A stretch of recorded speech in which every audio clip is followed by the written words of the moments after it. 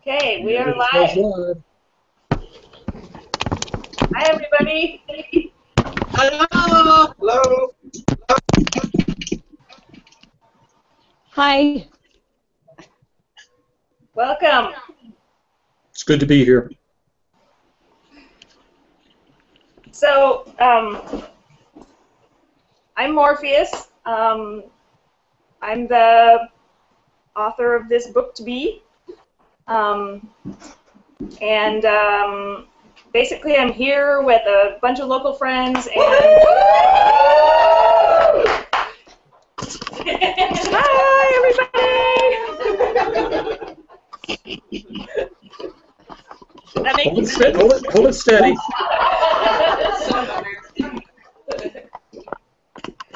Nauseous. I'm nauseous.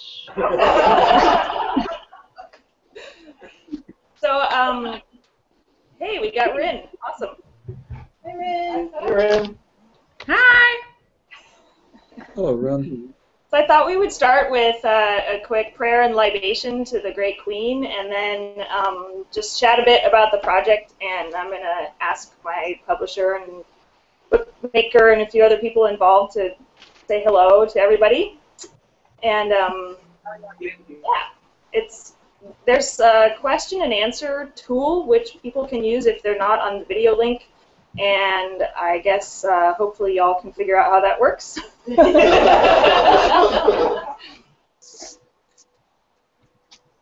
Thanks.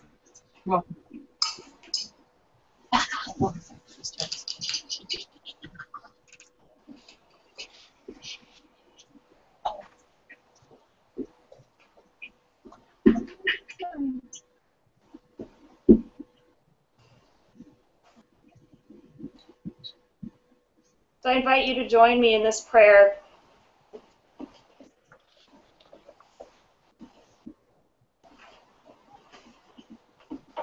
Great Queen. Great Queen.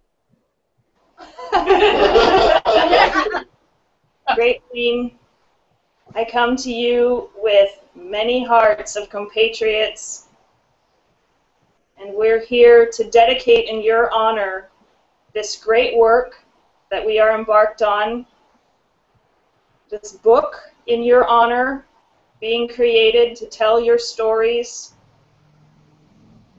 to share your voice, your history, your lore, and your spirit with all those who wish to learn, all those who wish to understand you more deeply. And I ask you to bless this work, bless all these people engaged in it with me, and help me to make a book that is worthy of you.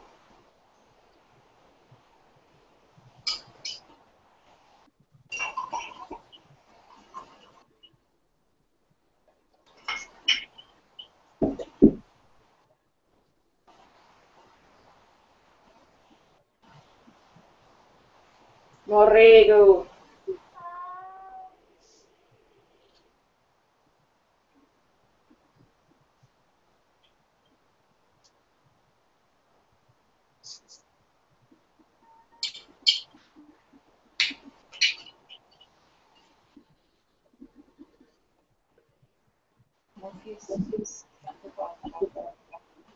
We can. Would you like to start it?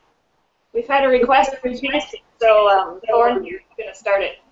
Bakaha, Banshi, Lamia, Bani, Bakaha, Banshi, Lamia, Bani, Bakaha, Banshi, Lamia, Bani, Bakaha, Banshi, Lamia, Bani, Bakaha, Banshi, Lamia, Bani, Bakaha, Banshi, Lamia, Bani, Bakaha, Banshi, Lamia, Bani. Hail. Hail. Hail. Thank you.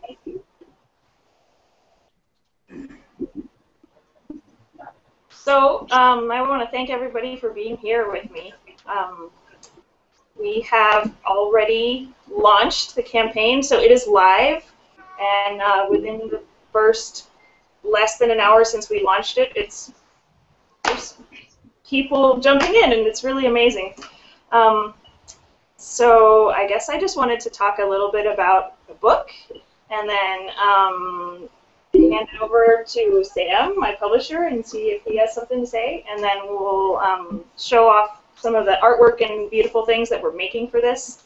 And if people have questions, they can jump in the chat. And yeah, feel free to do that. So some of you I've already spoken with about this, but basically the impetus for me to write this book has been that I'm constantly getting asked what books I recommend for people to read to learn about the Morrigan. And apart from directing people to the Irish source lore and to academic sources, there really hasn't been a book that I've been able to find that brings that depth of lore and knowledge together in a way that's accessible and tailored to the needs of practicing pagans and polytheists. So that's what I'm aiming to do. It's been a work that's a long time in the coming for me, and it's probably a couple of years that I've been working on it as a thing that I made a choice to do, but it's the product of many, many years of study. And this year, the great queen sort of told me that I had to do it, and she set me a timeline to get it done by the end of this year. So that's why I'm fundraising. And what else shall I say? The book is that I'm planning.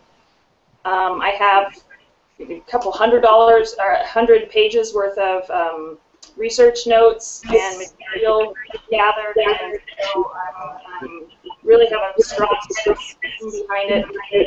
It's a really exciting project, and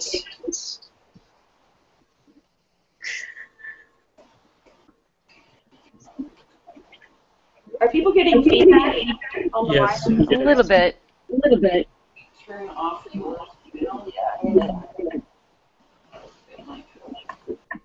Sorry, we just have to mute the speakers. Who else is here with the microphone? Is that better? Yes. So I think for now I'm going to stop there and introduce everybody to Sam with Concrescent Press, who is our publisher. Where are we? I'm in here. Okay, there we are. Hi guys. Hello everyone. Hi, my name is Sam Webster. I'm a publisher at Concrescent Press, one of a family of different imprints that we have. But Concrescent Press focuses on, well, actually we focus on deity work more than anything else. We'll do a few other things. Mostly the important part is we're in a peculiar era in our community, our religion's history, and we need to start rebuilding the cults of the gods, all of them. And different people have different jobs. She's got this one. Many people have this job. Yes, well, but you're the one spearheading this particular problem. So it's on you today. That is my job. That's your job, right. So this is what we have to do as a culture. We have to figure out how we're going to cultivate and develop the worship of the particular deities we know. The reality is while some of us are dealing with very specific cultural lines and specific historical things, the reality is it's a whole melange. None of us are really of those cultures, however much our genes may be. Instead, we end up with some bizarre combinations of deities just because that's what we ran into. It's what we are today. And dealing with that reality is the most important thing we can do. The reality of the gods, so much more interesting than the theory of the gods, especially when they're in your face or on your back. Or, well, never mind. One of the things that with Concrescent Press is specific work about deities. The press was founded focusing on Rahor Kui, one of the principal deities of the Thelemic tradition. We also have a fine book of Pan. And now, Morrigan. Yes, this is going to be good. We do sometimes very pretty books. The Pan book has a lot of art through it, but this is an opportunity to do something with wholly fresh art, all for this particular purpose. This was driven by the deity level, but the others were not. The Pan book was years of collected material of someone working with Pan, but here the deity is in the back with the flogger making this particular book come together. So this was the book of the Horned One that came out, and it's filled with art from Oriel de Fenestrate Bascule. It's a nice old piece with some fancy high-tech kinds of typesetting in it, which we hope to use that plus a whole bunch of original art that's coming together, as you can see on the folder behind us, the beginning works of one page. This is going to be interesting. But the challenge will be to be able to produce a beautiful book at a reasonable price, and then a small selection of them at probably something exorbitant, but fun for you. So we go from there in being creative.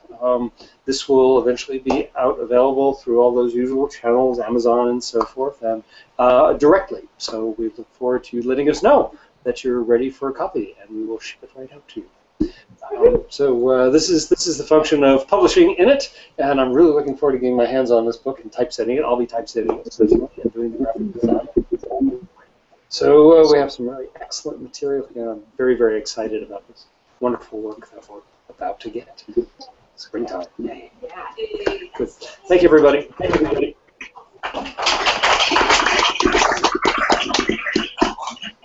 So since Sam mentioned the artwork, I thought I would do a little show and tell with this piece that I've been working on for this.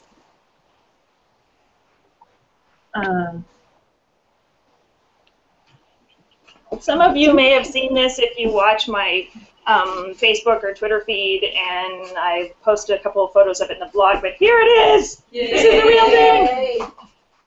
This is a piece that I'm creating really just for this campaign. So there will be prints of this piece available through the campaign, and the original will be available through the campaign, and I'm really not going to be making these available any other way. This is calf skin vellum, and it's manuscript style painting in ink that I've been painstakingly doing. It's kind of ridiculously detailed. Hi! Extreme close-up of art. So this is part of my devotional work for this. I am an artist before I'm an author, before I'm a writer, kind of before I'm anything else, I'm an artist. And so I don't stop doing art ever, and I really felt like what I had to bring to contributors to sweeten the fundraising, in addition to being able to pre-order the book, what I have to offer is art. And so that's what I'm creating this for. It's a work of love.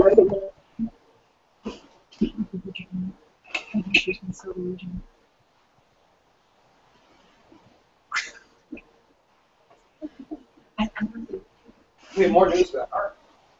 We do have some more news. I just found out today. Do you want to come say something about that? Today, how do I get her name up? Valerie. Valerie Heron. Valerie Heron. Are you on? Valerie, are you on? Oh. We lost her. She's here. She was just here. Oh no. Well, anyway, Valerie Heron. I think she'll pop back in. She's. You might have seen her art on the main page for The Wild Hunt. That green horned guy is hers.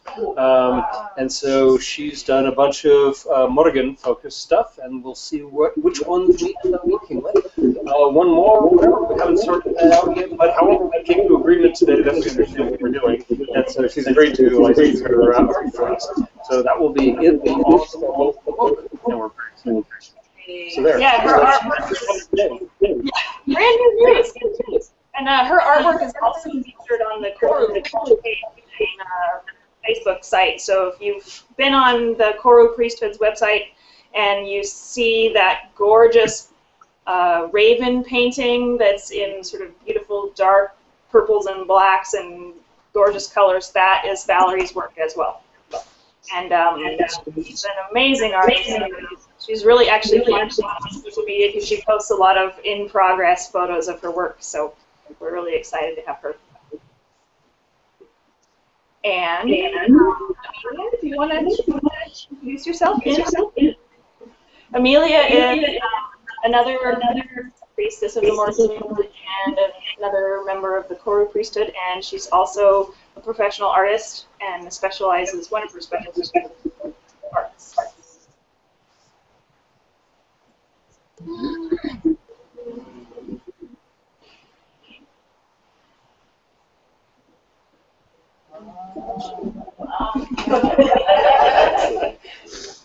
I was looking at an official meeting. It's also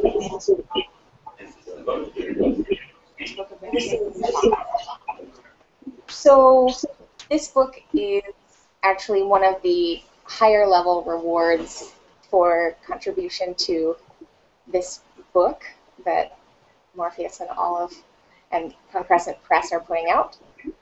I will be hand binding a limited number of these books at a greater donation level. So I believe that's at the sorcery level. sorcery. Yes, Sorcery. So about it, leather spines, Irish linen thread, Mohawk printmaking paper, those sort of fine printmaking papers, layered handmade papers for the cover and interior. So do you want one? Any other questions? Let me know. Yeah, and this mock-up that she's showing, this is like an early prototype. So when we go to make the books for this campaign, for this book, it's possible that the paper that is being used will be slightly different. But it'll be kind of, this is just an example of sort of the richness and beauty, and it'll probably be red. And it will also probably have gold impressed, I don't know what the technical term is, the titling and all the in gold, so it'll be sort of very fancy. That's of which part? The end papers or the contents are Mohawk, so it's an 80-pound. Yes, the 80-pound acid-free archival. Acid-free. Oh, good. You're right. Yeah. It's archive quality paper, sustainably grown and harvested. Do you want to repeat that for the mic for people that are listening? Sure. Yes. Come get a little snuggly, Sam. The interior of the book will be printed on archival paper, the standard now acid-free permanent papers, and it will be made of sustainable harvested wood, both sustainable farming and process for it. The company that does this is very committed to that. Yeah, they really did. Because they're in business. So, yeah. Yeah. So this is this wonderful collaboration between Amelia and I, and I'm really excited to have her doing this with us. And one more thing about that. One thing that I'm hoping, so we may not have a lot of color in the book to keep the price reasonable. I'm hoping that the fancy ones we can have like a color, bladed into the front of it, or inside the end papers. So there'll be some extra beauty in there too. Anything that we make, we can add extra. Yeah. Bits of color. Yeah. And it looks like we got Valerie back. So hi. Hello to everybody. We announced you while you were dropping off the line. Oh, I thought that might happen. Hello. Can you increase your volume level, Valerie?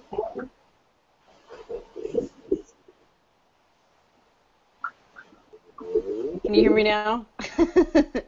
I can hear you. You're just a little Okay, quiet. great. All right.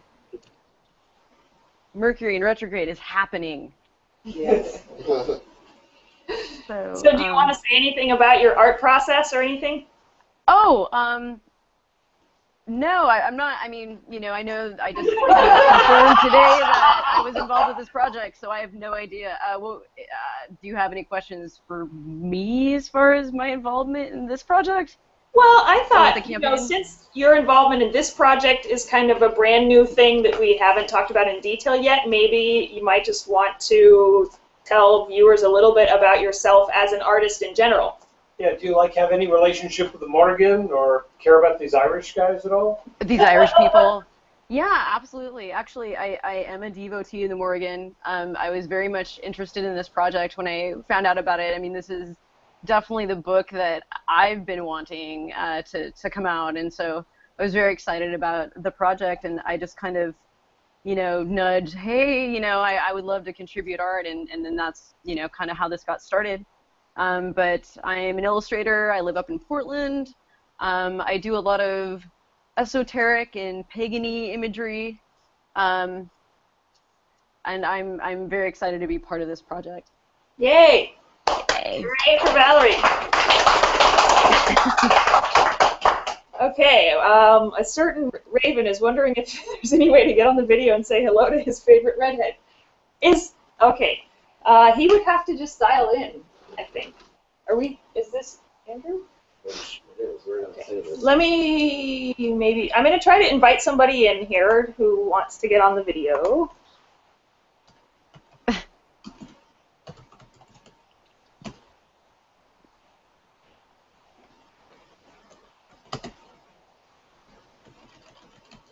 Can you get in there and add him? Do you have that ability? Sorry, folks. Give me just a second. Okay. Hey, I've got an idea. Rin, are you there?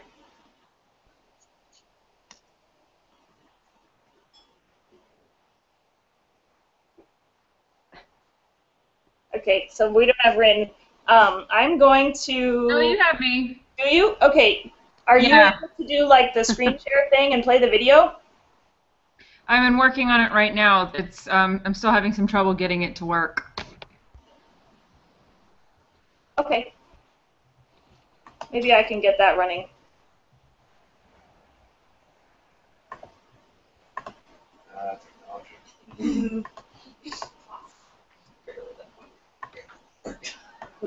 I always push it the edge. Yeah. Like, oh, where are we going to do this one?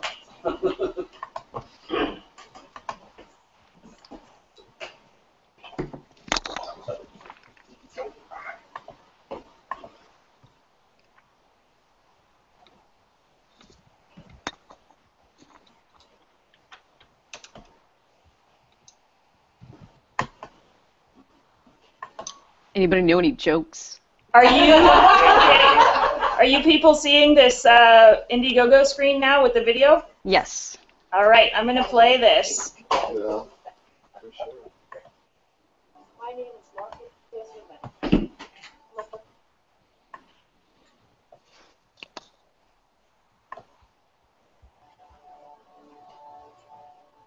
My name is Morrigan.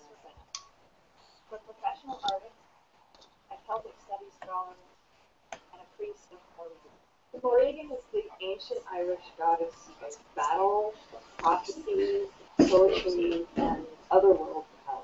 She appears in the form of ravens and crows. She appears in the form of a beautiful woman. She appears in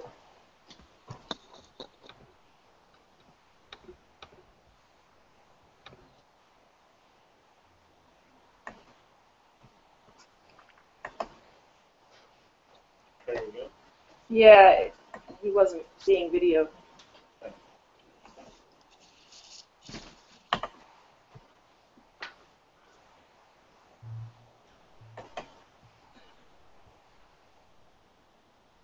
The girl walks into the bar. Okay, it looks like we can't really do the screen share thing. That doesn't seem to be working. The bar said, ouch.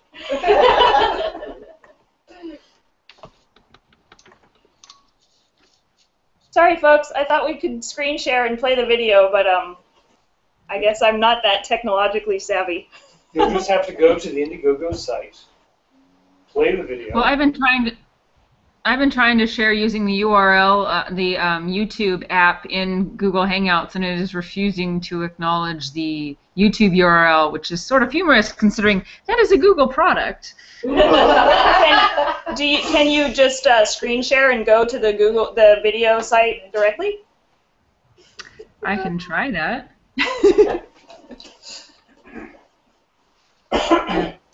Yeah.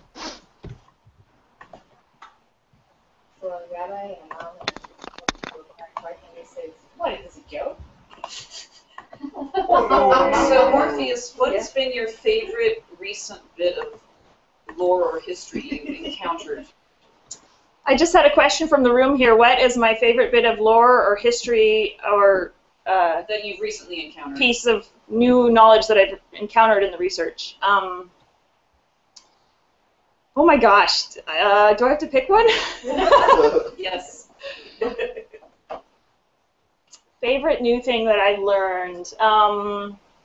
One thing that I think is really interesting is I've been taking a deeper look at the poems of the Morrigan.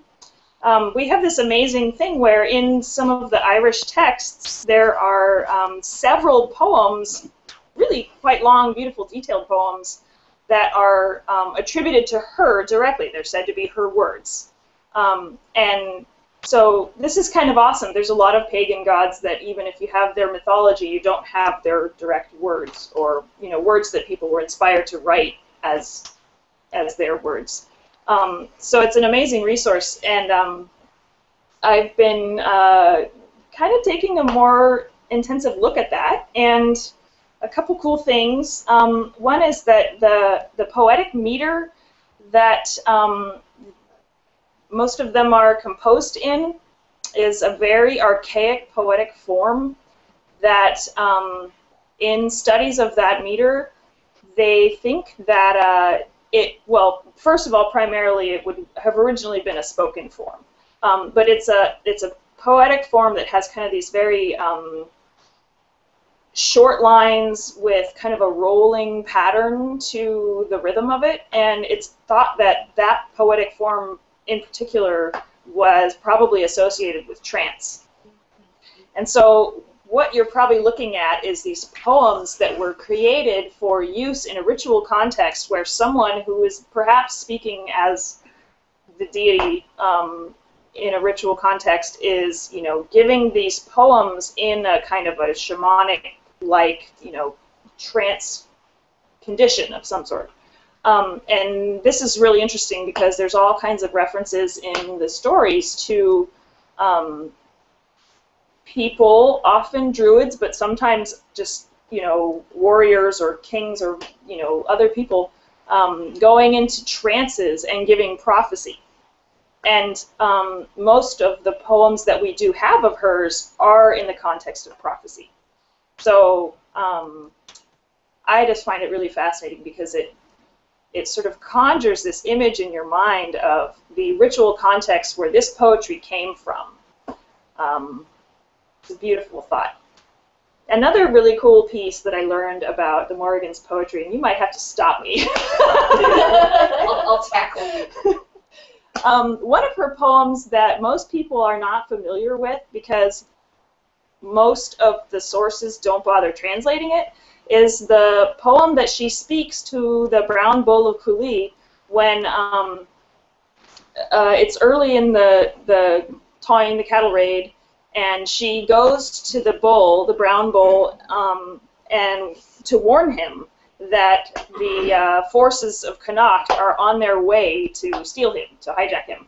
And so she goes to him and she finds him in the mountains and she gives him this prophecy that says, you're in trouble, this is coming, and it's a really interesting prophecy that most people haven't read.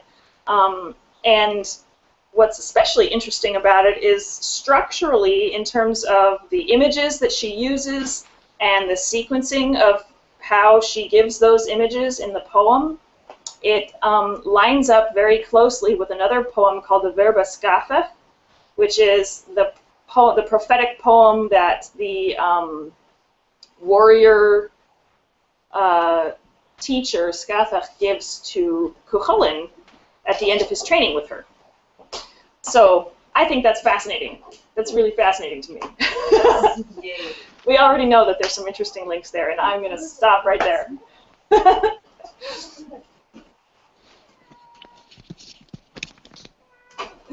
Do we have any other questions from folks that are on the call or in the room? What's this prize topic that now you can't live without putting in the book that you didn't intend to when you started this venture? A surprise topic that I can't live without putting in the book that I didn't know would be in the book?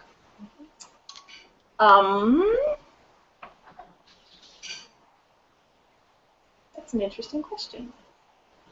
Well, I just recently discovered something really cool and interesting about the language that's used in Gaulish curse texts and how that relates to Irish, well, ideas in Celtic culture that are documented through Irish texts about the use of breath in sorcery, and particularly the method of standing on one foot and breathing one breath, and that if you can get your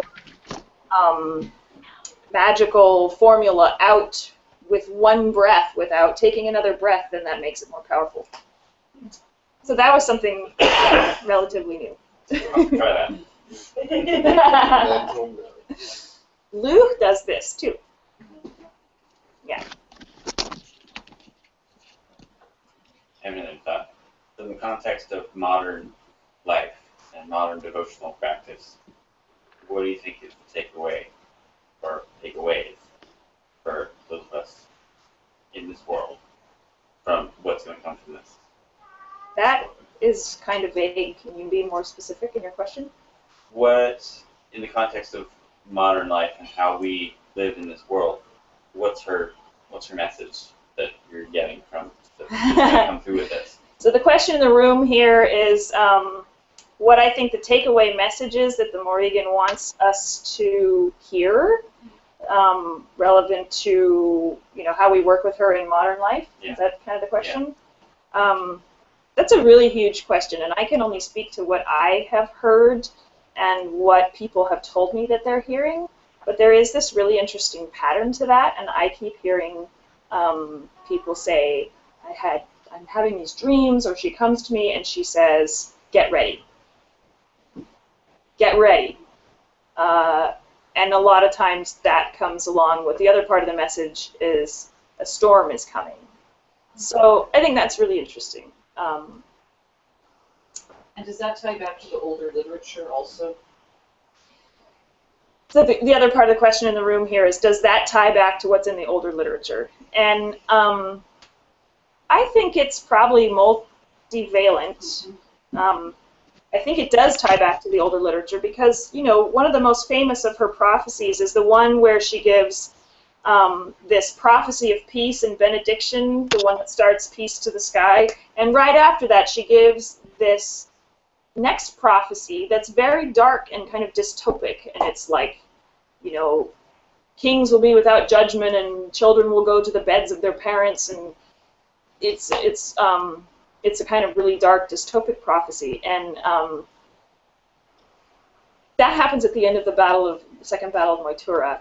And some people think that it is a reflection of the cyclical quality of that battle myth, that in part what's being said there is that conflict always comes and we have to settle it and begin the cycle again.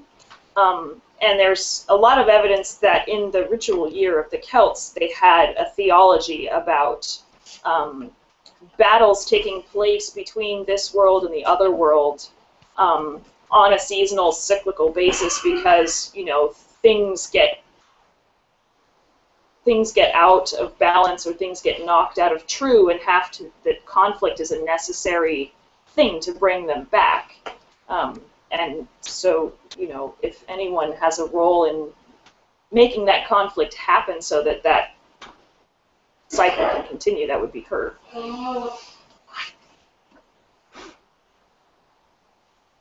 Any other questions? Do we have any other questions coming in from the chat? Okay, I'm going to give one more try to getting this person in the video that asked to come on, because he's got a really special guest that wants to say hello to everybody.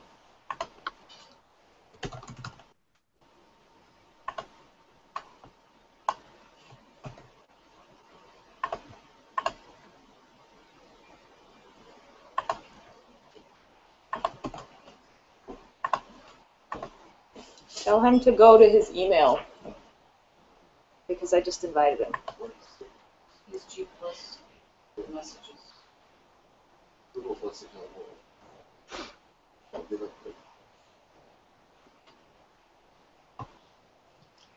Okay, while that's happening, oh, here's something else I wanted to share with you guys. Part of my process about this book is that I really want to be kind of impeccable about the research, and that's important to me.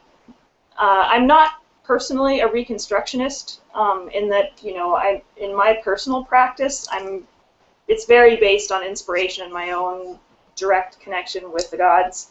But when it comes to teaching people about, you know, who this goddess is and where she comes from and what do we know about her, scholarship is really important to me. And even though I've put like almost 2 decades into studying this material, I don't have a degree in Celtic studies, so in an official sense, I'm not a scholar, and so I decided to undergo at least some level of peer review. And so I've been talking to some people who have scholarship credentials in the field, and I will at least be working with P. Sulphinus Lupus, and he's going to do peer review and give me feedback on my work before we go to print. And I'll probably be contacting a couple of other people for some review information, and that's just part of my commitment to making sure that what I put out there is as solid as possible. And so I'm really excited to be working with him. He is really well known in some of the pagan circles, polytheist circles. He has a PhD in Celtic civilizations from University College Cork. And he particularly has studied the Morrigan and her lore and the lore of Cuchulainn and those related traditions. So that's awesome for me. Will your book include reflections on personal gnosis as well as the scholarly research? So a question in the room is, will the book include reflections from personal gnosis as well as scholarly research? And yes, absolutely. I'm basically dividing it into 3 sections, I think. The first section is basically going to be focusing specifically on the Morrigan and her lore and history. The second section will be a little bit more about the religious practice and ritual structure of Celtic societies as it pertains to her and what we can understand or guess of what her cult may have looked like. And so the third section is really all about practice in the now. The third section will be really focused on how to build and how to deepen a practice with her for practicing pagans and polytheists.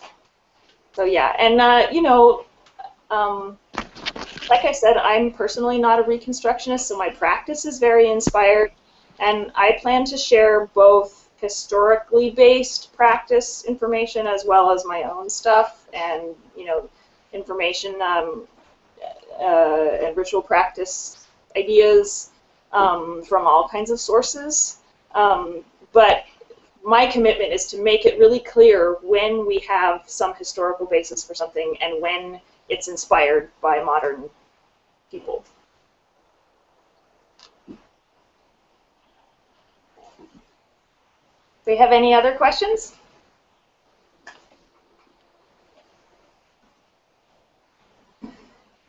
I think if we don't have more questions, we may sort of wrap up here. Do you know if he's coming in at all? Did he get his invite? Okay. Everyone has no question, but it just says not sure if I can do research. Thank you.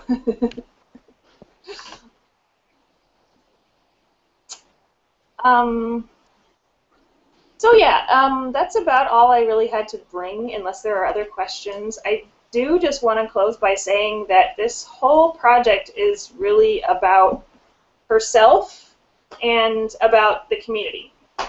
I'm writing this book because I want to be of service, and I want to fill a need that people have for good information about where she comes from and ideas about how to work with her and that.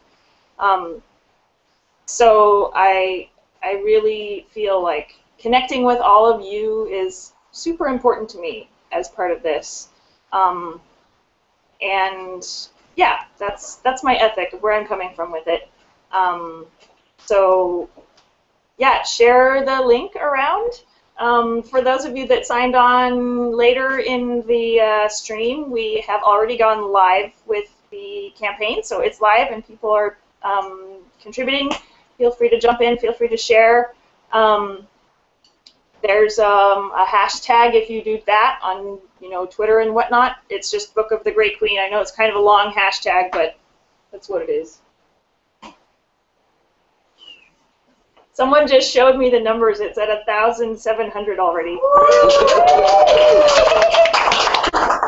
with that, I think we should wrap up with a toast. So let's everybody get something in your glass. Next year. Yeah. Painting of glasses. Eating glasses.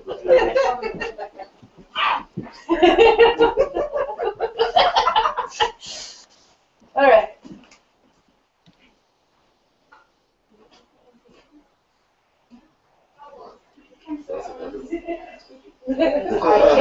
I've been very carefully only sipping.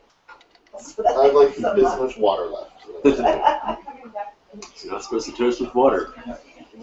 Yeah, the sailors. That works. It's the superstition of sailors. You're never supposed to toast with water. Very well. Everyone's getting glasses filled.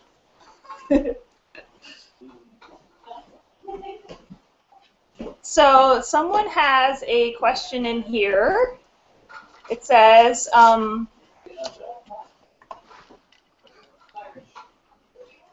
so, where'd that go? This would also be good for a person getting into her path with the goddess Morrigan. Would I recommend it? Yes. It's just jumping in the deep end. Yeah, well, it is jumping in. Doesn't she? It is jumping into the deep end. For being mild. But I also plan to make this book as accessible as possible. And so my plan, my intention is to have really high quality information and look at it in depth, but to do so in a way that is accessible to most readers. And I think that's, really a big reason for the book. Because I think that a lot of people find it hard to get into the academic lore, and so that's part of why I'm doing this. So yes. And we have a friend here who finally got into the chat, and let me put his video on. Can everybody see our friend Thanos here with the raven? I can't. I think your sound is off, but... Hi, Gimbal!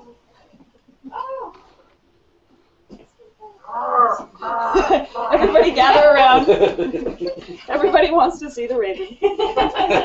Well, yeah. Oh, I lost my seat. I have gone. Oh, dear. I knew they used them when I was there. Thank you for doing me. You can see. Excellent. So, who wants to lead this toast? Okay.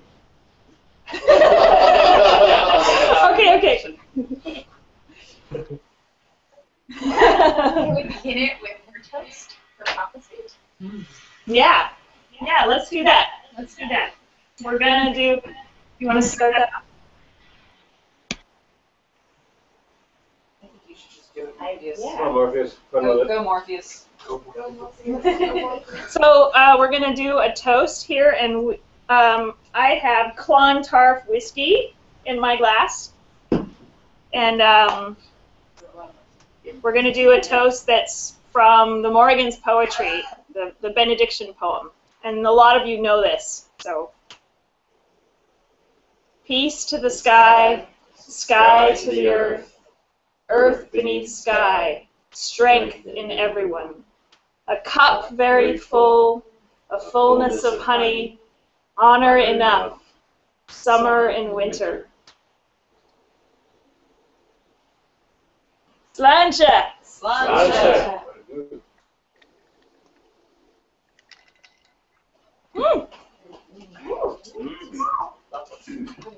Kings arise to the battle. Queens arise to the battle.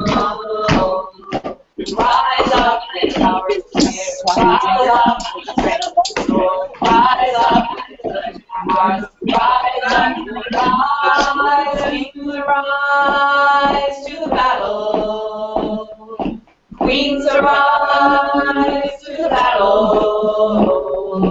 Rise up to the power of the spear. Rise up with the strength of the sword. Rise up with the courage in our hearts. Rise up. Rise.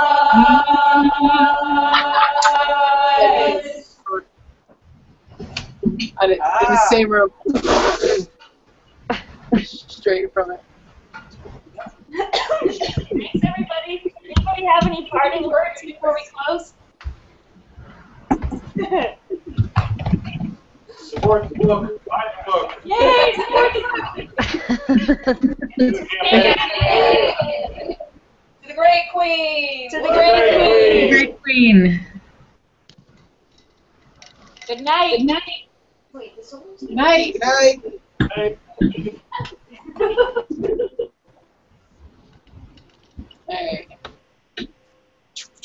How do I...